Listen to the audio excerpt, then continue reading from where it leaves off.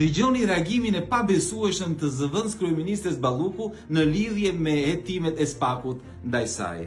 Ishte që të vrejnë merë në Tiranë. Shumë mirë do ishte që të bënim përmërtimin me tren nga Zvicra në Shqipëri dhe do ta bëjmë në të ardhmen përmes koridoreve e korridoreve. Është e pabesueshme.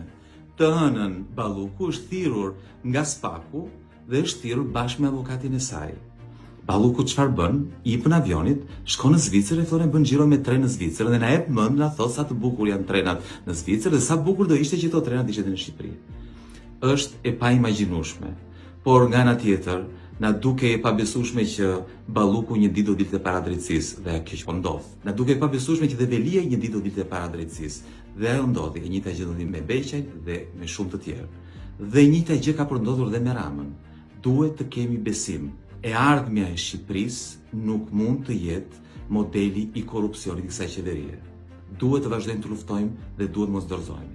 Si komentoni rastet e fundit lidhur me Zorin Balluku? Nuk kam asnjë koment për asnjë rast, sepse siç e kam thënë, ne kemi punën tonë, drejtësia ka punën vet. Si? Nuk të interesojnë që po arrestojnë Belinda Ballukun? Ej, kthjellohu, është zëvendësja jote. Para asaj, donin të arrestojnë Ametajn, ja mbathin Arati në Zvicër, ndërkohë Erion Velia në krahun tënd të djathtë e ke në burg për korrupsion dhe ai. Sa veta do të arrestojnë ty që të mbash përgjegjësi? Bëu burr, mbaj përgjegjësi dhe jep dorëheqje.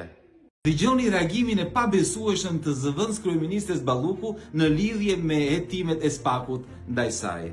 Ishte që të vrejnë merë në Tiranë.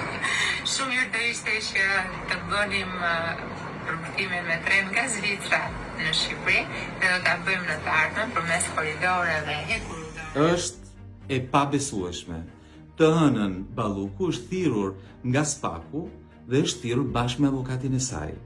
Balluku çfarë bën? I hipën avionit, shkon në Zvicër e thonë bën xhiro me tren në Zvicër dhe na jep mend na thos sa të bukur janë trenat në Zvicër dhe sa bukur do ishte që këto trenat ishin në Shqipëri. Është e paimagjinueshme. Por nga ana tjetër, na duke e pabesueshme që Balluku një ditë do dilte para drejtësisë dhe kjo që ndodh. Na duke e pabesueshme që dhe Velia një ditë do dilte para drejtësisë dhe ajo ndodhi. E njëjta gjë ndodhi me Beqajn dhe me shumë të tjerë. Dhe e njëjta gjë ka përndodhur dhe me Ramën. Duhet të kemi besim. E ardhmja e Shqipërisë nuk mund të jetë modeli i korrupsionit i kësaj qeverie. Duhet të vazhdojmë të luftojmë dhe duhet mos dorëzohemi.